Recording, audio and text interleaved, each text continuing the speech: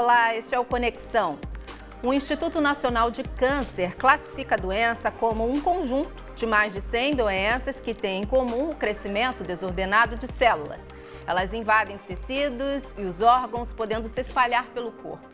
O INCA é referência no tratamento da doença no Brasil e calcula que no biênio 2016-2017 ocorram 600 mil novos casos.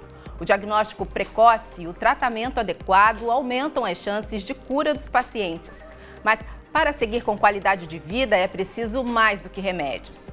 Vamos conversar sobre esse assunto com a Rafaela Pozubon, que é oncologista do grupo Oncologia DOR, e com o Vinícius Imbrão, que é professor de Educação Física. Tudo bem com vocês? Tudo bem. Tudo bem. Obrigada. Sejam bem-vindos ao Conexão também. Rafaela, em se tratando de tratamento contra o câncer, apenas remédios bastam? Então, como você bem disse, o câncer é uma doença multifatorial. São várias doenças dentro de uma doença, nenhum câncer é igual ao outro, nenhuma pessoa é igual a outra. Então, o papel do médico, do tratamento, ele é o tratamento com medicação, com radioterapia, com a imunoterapia que vem crescendo nos últimos anos, ele já é conhecido. O que a gente encontra quando o paciente chega no consultório é: tudo bem, eu sei que você pode fazer por mim, e o que eu posso fazer por mim? Então, agora há um grande interesse, né, inclusive no último congresso que a gente teve agora, em junho, o Congresso Americano, que é o maior congresso da área, a gente teve vários estudos relacionando a prática de atividade física e a alimentação com melhora de sobrevida, quer dizer, os pacientes vivem mais, têm menor recorrência do câncer e têm menos câncer também.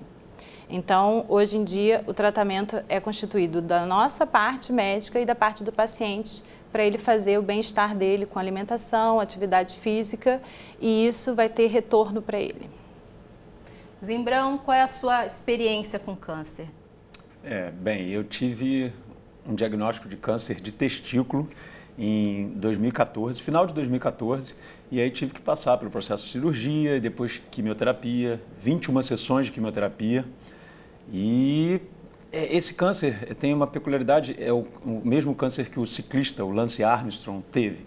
Então, a história do Lance Armstrong, em relação ao câncer, né, pelo menos, é uma história de sucesso. Ele passou muito bem por ela. Então, já foi um apoio. Eu sou atleta também, pedalo. Eu falei, não, se o cara venceu o câncer e depois venceu o Tour de France diversas vezes, eu vou ainda vencer esse câncer e quem sabe ganhar alguma competição. Foi uma bela inspiração, né? Foi, sem dúvida. E eu aproveitei isso para, no meu mundinho, né, na minha realidade, como professor de educação física, incentivar as pessoas a praticarem atividade física durante o meu tratamento. Então, logo no primeiro dia da quimioterapia, minha primeira sessão, teria que ficar 4 horas recebendo os medicamentos. Eu postei na minha rede social que eu gostaria de estar treinando, fazendo exercício naquele momento, mas que eu teria que ficar 4 horas tomando medicamento e tal, e que as pessoas podiam fazer isso por mim. E isso gerou um comprometimento. Foi o desafio do Zimbrão, não é isso? Acho que se você jogar aí na sua rede social, #desafio do Zimbrão, você vai encontrar algumas notícias da época, algumas fotos. Exatamente. E foi muito legal, porque rolou uma cumplicidade, uma troca. As pessoas se comprometeram em treinar e eu tive resultados assim, em 3 meses de tratamento, pessoas que perderam 12 quilos, que não faziam exercício. Amigos de faculdade, tal, estavam parados, né, inativos, e aí devido à minha motivação, porque se você pensar bem, a gente esperar ter um problema como esse para tratar da nossa saúde, fazer atividade física, né, é cruel. Eu tentei mandar esse recado na entrelinha. Poxa, se eu tive que arranjar 4 horas por dia para tomar medicamento para não morrer, por que não separar 30 minutos para fazer exercício? Então foi por aí. Eu acho que isso que gerou as pessoas começaram a ter um peso na consciência. Por que eu não posso me exercitar? O cara está lá tomando medicamento, eu estou aqui na preguiça. A gente abriu para quem está em casa ver aí o Twitter com a #várias notícias. A gente viu que realmente bombou. Muitas pessoas participaram, né? Trocaram experiências, mandaram inclusive incentivos para você também. Sim, foi de grande força, né? Foi. Eu usei muito mais o Instagram e o Facebook, né? O Twitter nem tanto, mas acaba que repercute também. A gente encontrou aí para mostrar como exemplo. Agora, você acredita que a prática da atividade... Você já era atleta, mas você acredita que isso justamente fez diferença no seu tratamento? Sim, sim. Você ser uma pessoa ativa? Eu tive uma peculiaridade, assim, porque eu praticava, né, corrida de aventura. Eu era atleta de corrida de aventura. Então, é um esporte que te leva ao extremo, né? Passar noites sem dormir, sem comer, sem beber água, fazendo exercícios. São aquelas corridas que você pedala, rema, corre. É um multiesporte e em situações extremas. Isso, obviamente, quando eu estava ali recebendo a infusão, recebendo o medicamento, com internet, com as pessoas me servindo aguinha e tal, eu brincava com isso. Falei, poxa, isso aqui é mole. Difícil é ficar no meio do mato fazendo corrida de aventura. Então tem isso, esse aspecto psicológico de você estar acostumado com o sofrimento físico, com a coisa da atividade física, né, mais árdua. Tem esse aspecto e tem um aspecto físico também do meu corpo estar mais preparado. Os vasos são mais calibrosos para receber todo dia uma espetada, ficar 4 horas recebendo uma droga que resseca os vasos, enfim. O fato de eu me exercitar, isso me ajudava, o coração mais forte, o pulmão.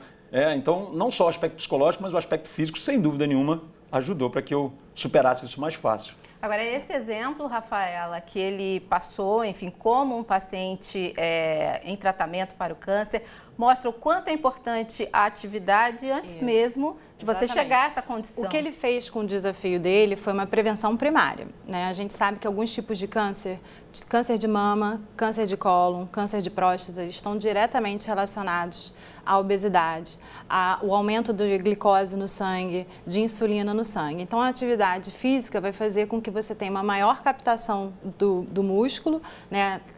Um metabolismo mais adequado da glicose, da insulina, diminuindo a obesidade, talvez levando algumas vias que a gente ainda não conhece da relação do câncer com a atividade física. Então, ele fez uma prevenção primária, né? Quer dizer, vai diminuir a chance da doença nesses pacientes que estão emagrecendo. Para câncer de cólon e de mama, você pode ter uma redução de 30% a 50% da incidência primária.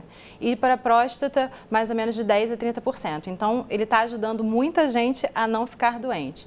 Em relação à atividade física que ele já fazia, também é importante dizer que nem todo mundo que faz atividade física não vai ter câncer, né? Claro. Isso é uma coisa que a gente não tem como prever. Mas que o paciente passa melhor pelo tratamento, não tem a menor dúvida. Porque o organismo dele está mais adaptado, está mais preparado e provavelmente ele, como professor de educação física, também tem uma alimentação mais regrada. A gente sabe hoje que existem estudos, né? Em junho agora foi apresentado um estudo dizendo que quem come alta taxa de fibras, frutas, vegetais, grãos, tem pouco consumo de carne vermelha ou carne processada e faz atividade física, tem menos chance de ter recaída do câncer de intestino. Uma vez que você já teve o câncer, você faz uma prevenção secundária, diminuir a chance daquele câncer que você já teve voltar. Então, a alimentação é importante nesse aspecto de impedir que a doença apareça e impedir também que ela reapareça. Então, a alimentação e a atividade física andam juntinhas nos estudos e cada vez com benefício das pessoas viverem mais. Isso é que é mais importante. Com certeza. Você dá qualidade de vida, você faz atividade física, você vive mais e melhor. O grande lance dessa combinação é a melhora da qualidade de vida. E, às vezes, os exercícios de resistência, né, que ele faz, essa coisa da corrida à noite, são importantes, mas tem estudos com yoga, que você consegue fazer, você não melhora tanto a qualidade de vida, mas você melhora o estado emocional do paciente. O paciente tem menos fadiga. Que é tão prejudicial à saúde, com essas práticas, você consegue praticamente eliminar. A gente costuma dizer que tudo que deixa a gente inflamado, né, a gente vive num equilíbrio entre o que é inflamatório e o que é anti-inflamatório, né? O que é pró-inflamatório? O estresse gera essa oxidação que a gente chama e pode gerar fatores que vão levar a câncer. Né? Mas então é mente sã, corpo sã. Bom, você inclusive reforçou a questão da alimentação, cuidados com a alimentação que você tinha para essa fase, justamente para evitar o retorno da doença, a recidiva? Eu ainda estou, né? Tô com 2 anos e meio, né? Ainda estou naquele processo de tensão, né, doutora? A gente tem aquele númerozinho mágico de 5 anos, né? Mas a maior taxa de recaída do tumor dele é nos primeiros 2 anos. Então, já passou pelo mais complicado, ainda faltam 3.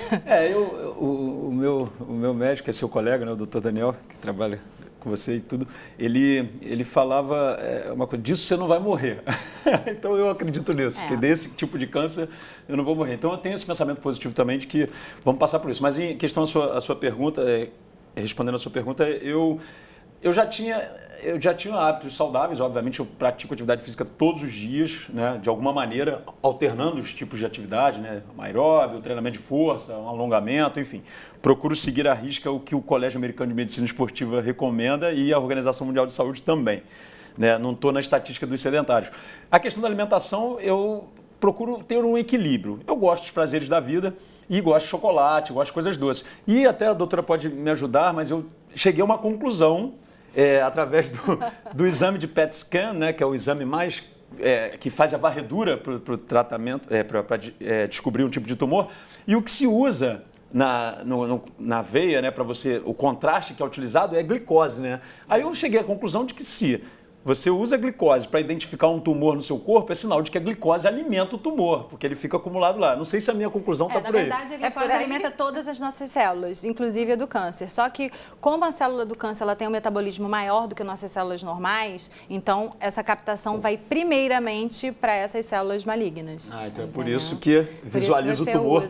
Então, é um estudo que você usa a glicose radioativa para você ver aonde capta, você vai ver tanto que tumores mais agressivos que se multiplicam mais rapidamente vão ter mais captação dessa glicose. Então, a minha conclusão de reduzir o açúcar é uma boa, né? Existe até uma área, assim, a gente sabe, estudos em dieta cetogênica também, que está muito na moda, né? Todas essas musas fitness com dieta low carb, ainda não tem nada provado, né? O que tem é estudo em rato ainda.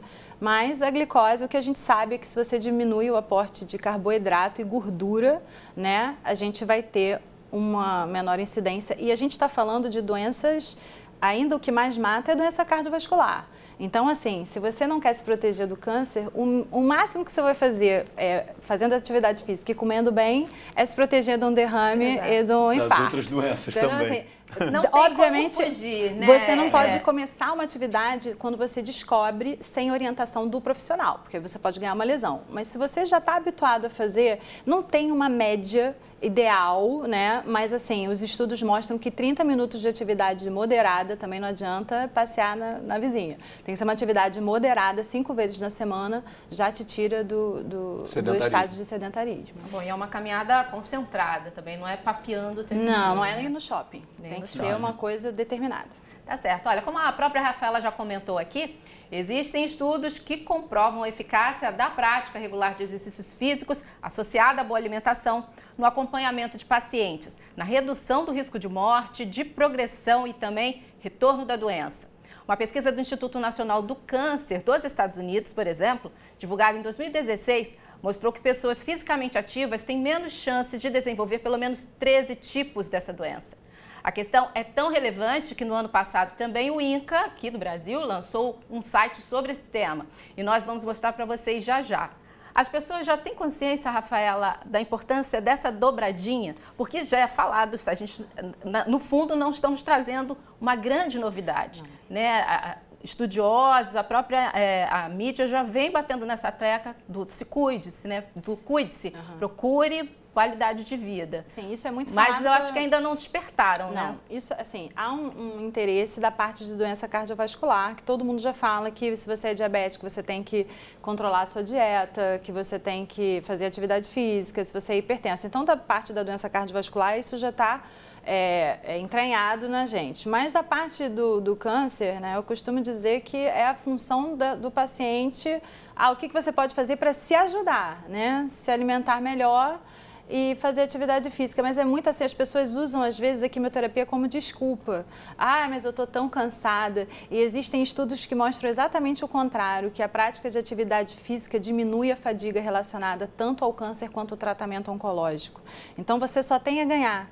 Né? Então você vai ficar melhor, vai passar pelo tratamento melhor. Ele provavelmente deve ter passado com bem menos efeito colateral de quem não faz atividade física, porque o organismo dele, com a prática, vai combater a fadiga. Esses efeitos normalmente quais são? De quimioterapia?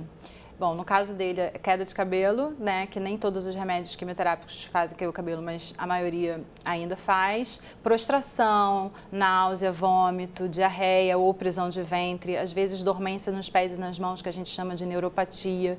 Mas o que mais incomoda o paciente, o que acaba mesmo com a qualidade de vida é a fadiga, que é aquela prostração de você não conseguir...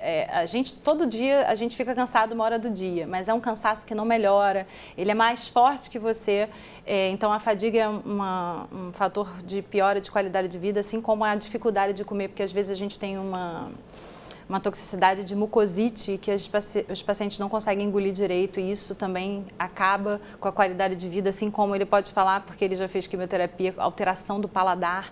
A pessoa diz assim, eu estou comendo papel. Então, às vezes, você fica com maior interesse por doce exatamente nessa hora. Ai, mas eu só consigo sentir o gosto do doce. Eu acho que durante o tratamento você pode se liberar algumas coisas porque é uma fase muito difícil, mas depois é um tratamento multidisciplinar. Você faz a primeira consulta com o oncologista, você é encaminhado diretamente para o nutricionista. É associado. É associado. E aí a gente agora também oferece serviço de fisioterapia para orientar, fazer alguma atividade que possa começar, né, a introduzir o paciente nessa área da educação física, da prática de esporte. Agora, você até hoje conta com acompanhamento do seu médico, inclusive para regular essas atividades? Atividade física, a questão da sua alimentação? Porque eu acredito ele que prescreve atividade para o médico dele agora. É verdade. Mas, enfim, com o aval dele. Enfim, claro. Não, obviamente eu tenho acompanhamento do meu clínico, né, a cada 6 meses e acho que há de eterno, né? Vou ter que ter sempre. Isso é ótimo porque você também previne outras doenças e tal, e eu acho que todo mundo deveria fazer, independente de ter passado por um câncer, né? Isso a gente tem que fazer mesmo. Eu acompanho, mas quem controla o meu treinamento sou eu, obviamente, né? Não é o mais indicado, né? Porque a mesma coisa eu brinco, né? Bom, você vai contratar um personal trainer, por que não? O dentista não cuida do dente dele, né?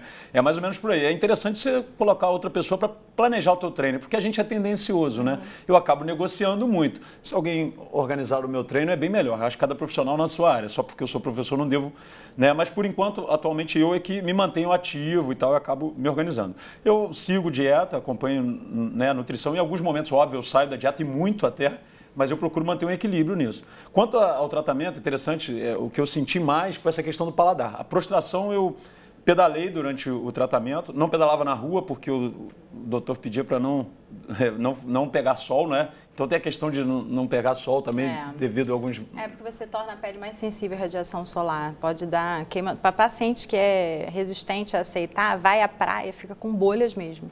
Queimadura de 3º grau, de 2º grau. É um tratamento muito invasivo, né? É um tratamento tóxico, doloroso, né? O que a gente costuma dizer, não é bala, né? Então a gente tem que se cuidar, a gente tem que estar forte, porque na hora que você está mais debilitado, que é a hora que você descobre que você está com câncer, é a hora que você tem que estar mais forte, porque o tratamento é pesado fisicamente, emocionalmente. É uma doença da família toda a família se envolve.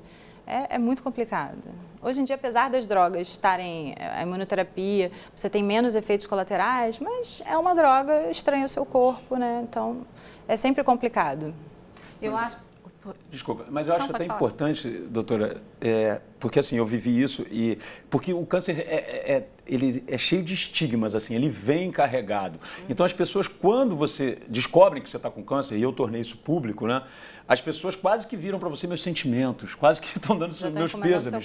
Você vai morrer amanhã, é quase isso. E isso eu acho muito negativo, porque exatamente no momento que você está fragilizado, e eu sou um exemplo disso, eu estou aqui, depois de 21 sessões, de uma cirurgia, tinha metástase em região abdominal, assim como N outros casos de sucesso da doença, eu acho que a gente tem que já exatamente enaltecer e valorizar de que é só mais uma doença. O tratamento é árduo? É árduo, muito árduo, mas é o tratamento, é para te curar. Então, eu acho que separar isso é muito importante, para que as pessoas não encarem, porque vão sofrer durante o tratamento. Não queira achar que não vai, porque vai. É um fato. É fato, é um tratamento árduo. Mas eu costumo dizer que eu sofri mais quando eu tive dengue do que quando eu fiz quimioterapia. Eu tive dengue, eu fiquei 1 semana de cama, prostrado e parecia que eu ia morrer. Na quimioterapia eu tive altos e baixos, mudança de paladar, uma prostraçãozinha, mas até que não foi o principal, prisão de ventre, mas coisas que eu conseguia contornar com medicamentos, com auxílio dos médicos. Mas o mais difícil é quando você recebe aquele diagnóstico da doença que não é curável, né? Você teve um diagnóstico de metástase abdominal, mas você ia fazer o tratamento, você ia ficar bom. Então você tem aquela energia de, vou fazer e vou acabar. Mas tem gente que começa tratamento e é igual uma doença crônica, é o que eu falo para os meus pacientes. Você tem pressão alta, você toma remédio todo dia? Se você tem um câncer, a gente quer tornar ele crônico e vai fazer quimioterapia para sempre. Eu tenho uma história de um paciente que eu levo muito comigo, um paciente muito jovem, de 36 anos, com câncer de pâncreas, que já era metastático no diagnóstico e que ele era corredor. Então, assim, eu vou continuar correndo, a esposa dele também é corredora, corre até hoje, né? Ele infelizmente veio a falecer, mas ele deixou para mim uma medalha da meia maratona da Disney, que ele correu em janeiro e ele veio a falecer em agosto. Então, assim, ele viveu, né, mais do que a gente esperaria quando eu recebi o diagnóstico. E correu em janeiro, assim, 6 meses antes dele morrer, ele estava correndo na Disney. Então, ele teve qualidade de vida, ele viveu bem durante esse tempo. E ele falava que era o difícil dele, era isso, pensar, e amanhã, será que eu vou estar aqui? Então, é uma doença muito complicada. E provavelmente a atividade física, você se manter ativo exatamente. Distrai. Te distrai. E mostra que você é capaz de combater aquilo de alguma forma, que a doença não te venceu, que você está saindo da cama e você está indo trabalhar, e você está indo correr, e você está superando seus desafios, vai correr no Chile, vai correr na Disney, vai inventar coisas para fazer e às vezes tem gente que faz uma listinha, 10 coisas que eu quero fazer antes de morrer, e essas 10 coisas às vezes são coisas muito mais simples do que a gente imagina, do que dar a volta ao mundo em 180 dias, entendeu? Então ele tinha esses objetivos que ele foi conquistando, né? E corria meia maratona. Então, assim, é uma coisa muito bacana. Eu acho que eu prefiro acreditar não, é fato, todos morreremos. Posso morrer amanhã. Então, se eu tenho uma doença que eu consigo postergar e ter qualidade de vida, eu vou ter essa qualidade de vida. Porque se eu posso viver mais 6 meses, me dá aqui, eu não quero morrer amanhã. Com certeza. Então, acho que o pensamento tem que ser esse. É óbvio que todos morreremos, mas se a partir do momento que você, né, tem o contato com a real, né, real de que você pode morrer, aí isso dá a gente cai a ficha. Então, acho que é legal, a gente tem que ter... Todo paciente pergunta, doutor, eu vou morrer? Eu falei, com certeza. Todos nós. A gente só nasce com a certeza de que vai morrer. Eu ainda brinco assim, quando são tumores assim de testículo, que são tumores que 98% dos pacientes vão ficar curados. Eu falei, no Rio de Janeiro é mais fácil você morrer de bala perdida. Então, assim, é óbvio que a gente vai morrer. O importante é a gente ter a consciência de que a gente tem fatores hoje em dia, além do remédio, que pode fazer a gente viver melhor. Eu não estou nem falando de viver mais, eu estou falando de viver melhor, porque não adianta viver mais se está numa cama, se está internado no hospital. Perfeito. Qualidade de vida é o que a gente busca hoje, tem vários estudos também relacionados à qualidade de vida. A família, numa hora dessas, pode também dar um gás, dar uma ajuda a essa pessoa, até se envolvendo também com ela em algumas atividades, enfim. É fundamental, né? A minha história não acaba por aí não, porque o meu pai faleceu de câncer em 2008, um câncer muito mais, né, intestino, estômago, e demorou a identificar, enfim. E 2008, 2014, eu tive o diagnóstico, cirurgia, quimioterapia. A minha mãe, com esse trauma de já ter perdido um marido e o filho com a doença, imagina, minha mãe é super humilde, é do interior e tal, não tem, né, muito contato com essas coisas assim, né, mais atuais e tal. Aí quando eu terminei o tratamento, no dia 15 de dezembro, no dia 30 de dezembro eu descobri que a minha irmã estava com câncer de mama. E aí imagina essa carga para minha mãe. Ela passou por cirurgia, químio, rádio, tá viva, tá bem, tá hoje aí, toma um remédio todo dia, porque é um câncer, né, que precisa de um acompanhamento. Então, assim, tem uma história do câncer na família né, e histórias de sucesso. Tanto eu quanto a minha irmã estamos aí. Talvez por isso que mesmo você, com alimentação saudável e praticando atividade, tenha tido a sua doença, né? Porque tem os fatores, né? Genéticos, apesar exato. de não estarem relacionados, né? Câncer de intestino com de mama, com de testículo, mas às vezes você tem algumas alterações genéticas que favorecem. Porque você pode ter, apesar de você... Eu tenho um paciente revoltadíssimo que ele fala, mas eu corro, eu como bem, como é que foi aparecer esse tumor de próstata? Você tem próstata. Olha, a gente está caminhando para os minutos finais do programa já. Eu gostaria muito que você deixasse uma mensagem final, no caso, dicas, né? Tanto para quem está com a sua saúde em dia, quanto para quem está passando pela doença ou acabou de passar pela doença e precisa agora entrar naquele estado, né, do cuidado, da atenção. Dicas alimentares. Por favor, Rafaela. Então, é sempre melhor prevenir do que remediar, né? Então, hoje em dia, o que é priorizado é você comer fibras, frutas, verduras, de 4 a 5 porções por dia, comer pouca carne vermelha, carne processada, ingesta de álcool pouca. Para homem, 2 doses por dia e 1 dose para mulher por dia já é o suficiente para aumentar o risco. atividade física regular. Não adianta você falar hoje eu vou, amanhã não vou, tem que ser uma coisa crônica. Só o estímulo crônico ao seu organismo que vai fazer com que ele se readapte e crie maneiras de combater o início ou a progressão do câncer. Sempre procurar um atendimento especializado com nutricionista, com um profissional de educação física e com um médico que não precisa ser um oncologista, mas um clínico, porque a gente tem campanhas de prevenção, mas a gente tem que se prevenir todos os dias, toda hora. Tá dado o recado. Eu quero muito agradecer a presença de vocês aqui no programa. Desejamos sucesso aí na profissão e na sua recuperação, Zimbrão. Tá? Obrigada. Um grande abraço. Obrigada. Tenho recadinhos rápidos para quem está em casa. Ó, o Futura passou a operar no canal 34 da operadora Sky, tá? A mudança proposta pela operadora aproxima o Futura dos demais canais da Globosat, ou seja, mais conteúdo diversificado com foco em educadores e juventude para você. Também não esqueça que no futuraplay.org você assiste e revê a nossa programação. Encontre, inclusive, conteúdo com foco no combate e tratamento de vários tipos de câncer. Então, se liga no Futura. Tchau, tchau.